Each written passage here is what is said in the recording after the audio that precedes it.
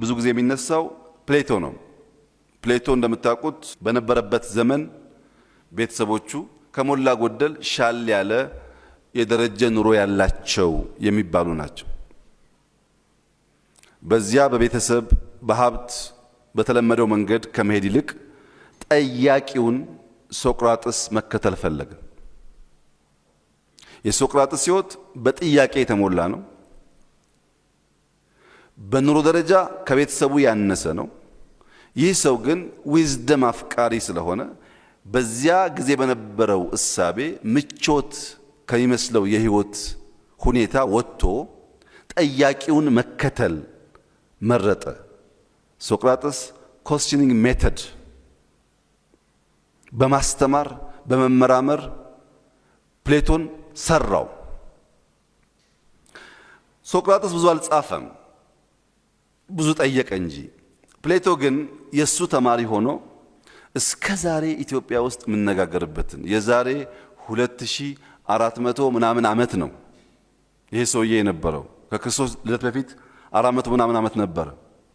ያኔ ነው ጀስቲስ፣ ኔቸር ኦፍ ሪያሊቲ፣ the idea of state, more importantly የዩሮፕን አካዳሚያ የፈጠረው። ፕሌቶ በነበረበት ዘመን ያሉ ወላጆቹ የነበሩበት የሶሻል ስታተስ የተሻለ ቢሆንም ዛሬ ግን እነሱን እንኳን የምናስታውሰው በሱ ምክንያት ነው። አናስታውሳቸው። ለምን?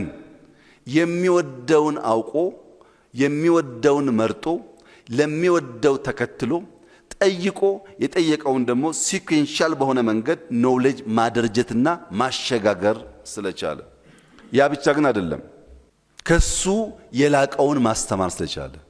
የፕሌቶ ተማሪ የሆነው አርስቶትል ከሱ ከመማሩ ባሻገር ኔቸርን ኦብዘርቭ በማድረግ የኔቸርን አጠቃላይ ስርዓት ለማስተዋል በጥልቀት ለማሰብ ከአስተማሪዎቹ የተሻለ ጉዞ ተጉዟል። ኔቸርን በደንብ ለማየት ችሏል። በዚያም ምክንያት ሎጂክን፣ ኤቲክስን፣ ፖለቲክስን፣ ባዮሎጂን በጣም በርካታ ጉዳዮች አርስቶትል አበርክቶልናል። ይሄ ብቻ ግን አይደለም። የአርስቶትል ደግሞ ለየት የሚያደርገው ከነሱ እዚህም ያለውን ኮንፊዥን ለማጥራት አሌክሳንደር ዘግሬትን ያስተማረው አርስቶትል ነው።